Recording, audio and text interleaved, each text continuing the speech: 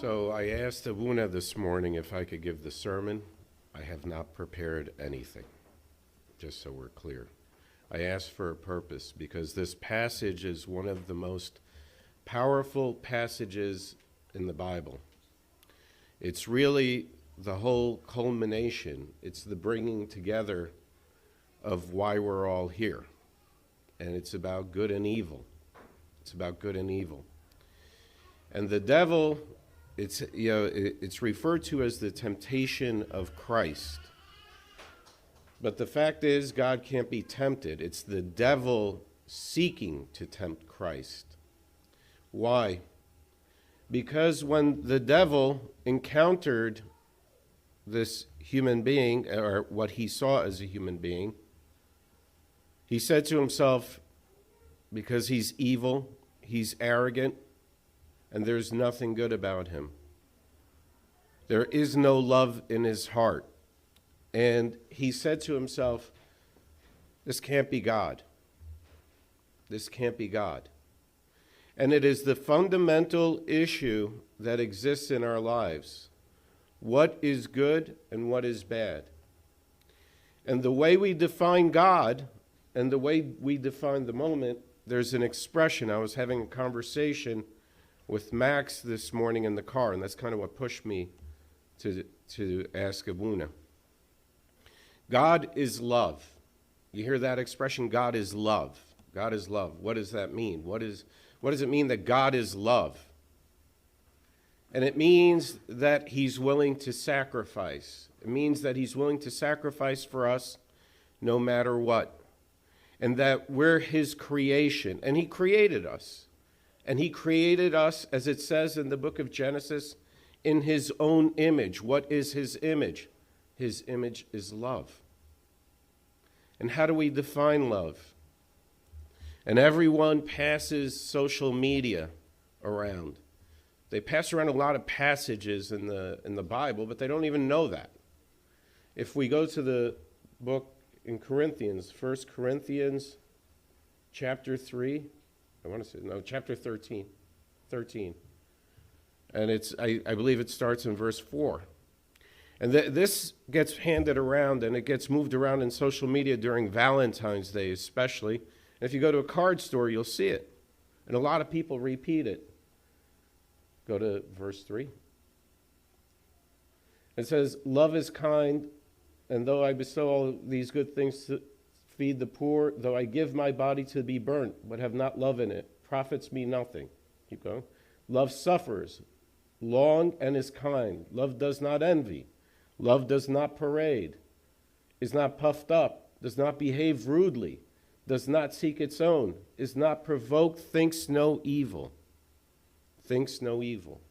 That is what love is. That is what God is. And when the devil came to him, he looked at him and he said to him, if you are the Son of God, turn this bread into stone. It's not because he really wanted him to worship him. It's because he couldn't believe in his mind. He could not comprehend that God would bring himself. He became man and taught us the way to salvation.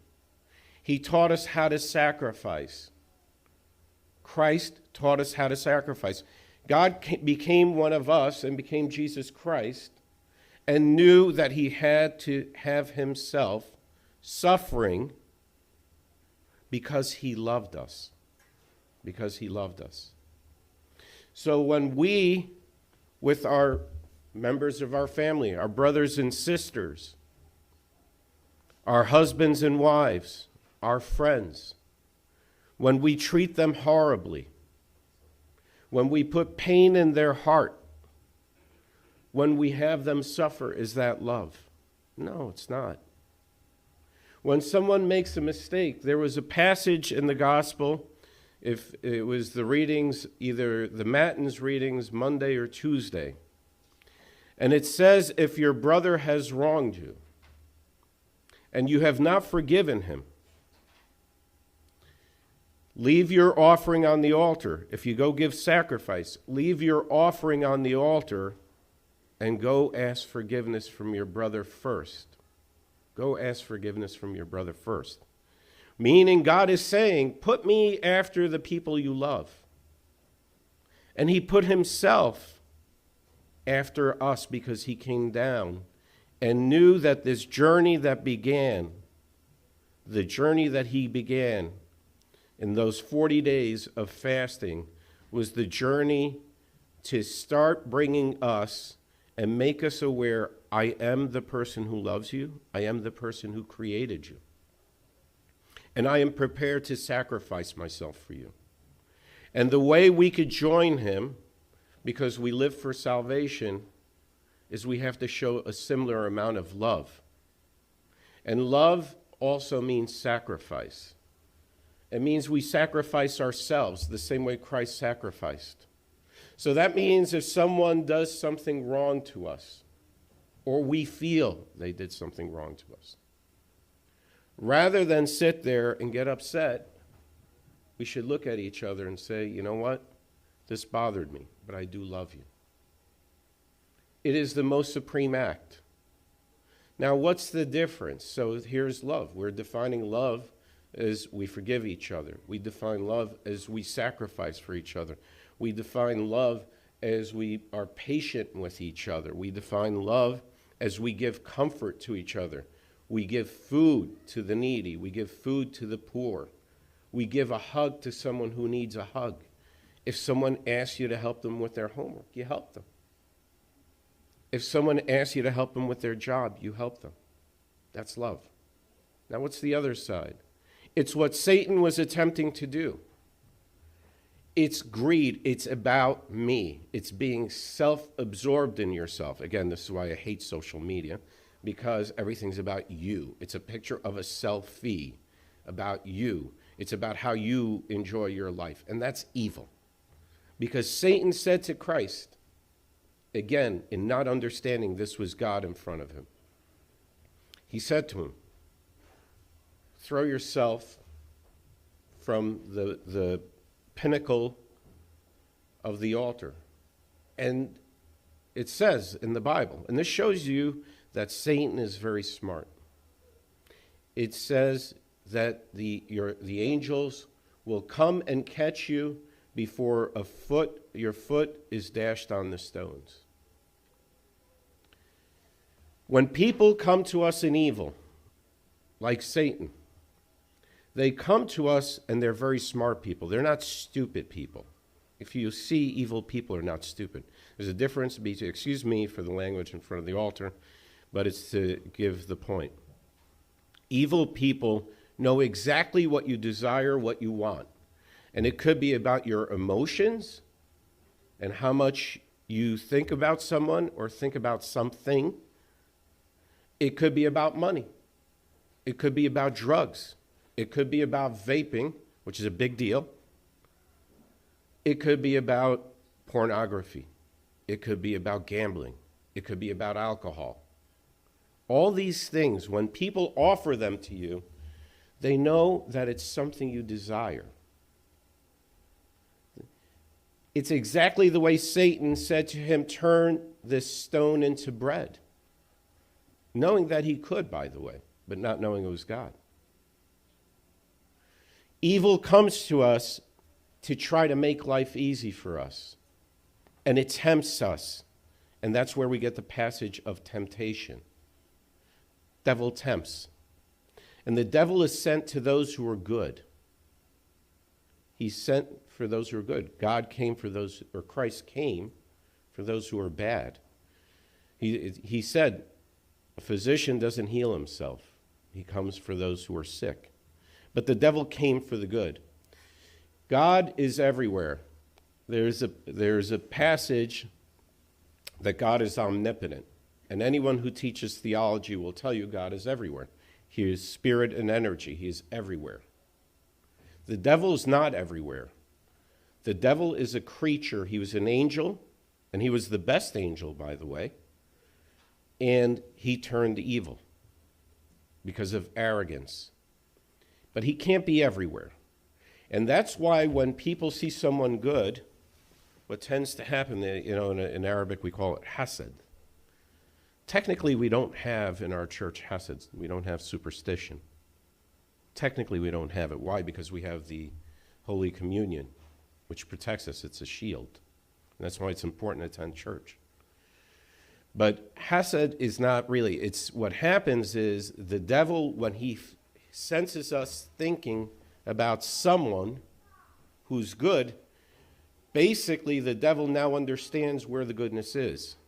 And he goes and he departs and he tries to tempt the person and create a bad situation.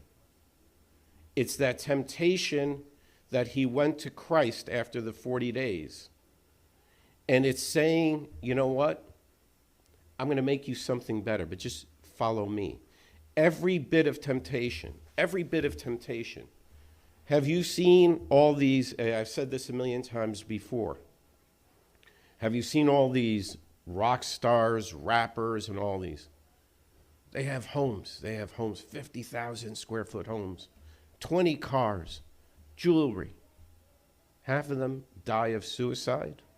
Half of them die from drug overdoses. But if you're happy, because they gave their soul up to evil, they gave themselves to evil. They gave themselves into the temptation. They compromised themselves. And that's what happens when you give yourself up to evil. If Christ was not God, if it was any one of us, think about it. You're tired. You haven't eaten in 40 days. And then all of a sudden someone comes to you and says, here, I got something for you. I want to give you an analogy. I'm going to be very direct. I have these brownies. It has hash in it, marijuana. You're hungry. Tastes good. Sugary. I've never had, by the way. Just so. But they tempt you with it. And what happens? You sit there and say, oh, well, you know, what's one time? I got to try it so I could know what it's about. And the thing I always say about temptation, about things like this, if I went and told my kids, and I keep on looking at Max because my other kids are, actually I could look at Anastasia.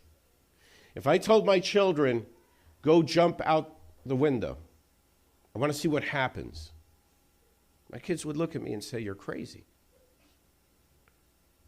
If I told my kids, take your hand and put it in a fire, my kids would look at me and say, you're crazy. So why is it when a stranger tells you, here, have some marijuana, have some alcohol, have some drugs, why are they not crazy? And that's what the devil does. So if we want to be good, we have to love one another. Loving one another is knowing that anything we do, and again, look at 1 Corinthians, here are the different things that we could do. We don't send people home crying. We don't steal from people. We don't yell at people. We don't scream. We don't do bad things. We actually do good things to people. We should be fasting right now. We're in a country right now that vegan is the hottest thing. The sacrifice, Dr. Armea, a couple of weeks ago, talked to us about fasting and its importance. It's important for another reason, above and beyond what he said. It's the ability of us to control our bodies and mind over different things. It's training. It's like going to a gym.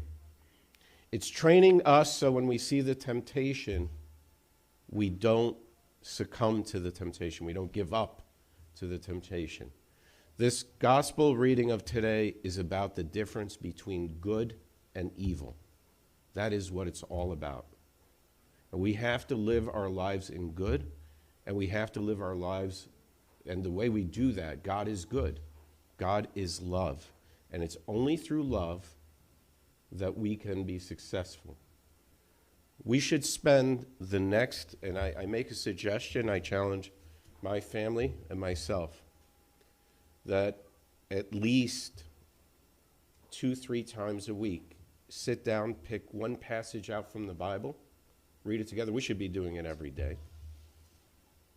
One passage from the Bible and discuss it within the love of a family and what it means to the family. create communication. Forget the social media. Forget the social media. Stay off it. We're in Lent. Give up something more important than the food. And understand evil when it comes to you. Understand when evil comes into your heart to do wrong to each other. Please understand. I'm going to leave you with a story. I've said this before. I've said this story before. About 3 years ago, this is before COVID, I drive into New York City every day.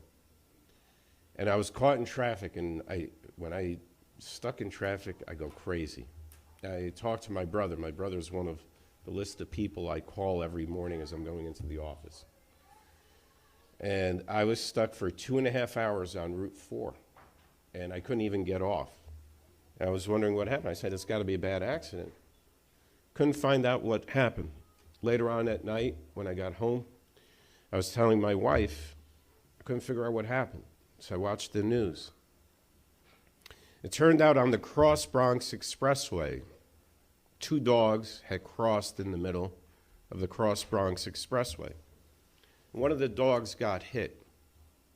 One of the dogs got hit. And all the cars stopped. And the other dog was protecting that dog because people came out to try to help and some people wanted to move the dog out of the way so they could get to work and get to where they're going. And some people were genuinely caring for the dog. But the other dog was circling around his friend and crying and screaming. This was on the news. I bet it's probably on YouTube. And the dog was screaming, watching his little friend. And the reason why he was screaming and crying and yelping was because he loved his friend. We really need to learn how to love one another. God made the supreme sacrifice. He became a human being for us, became us, the biggest sinners. We sin every day. We sin every day. But he came down and sacrificed himself for us because he loved us. If we want to be God-like, we have to love each other. We want salvation, we should love each other. We won't have a problem in the world. Forgive me if I kind of rambled, and forgive me if this is not your usual, I didn't prepare.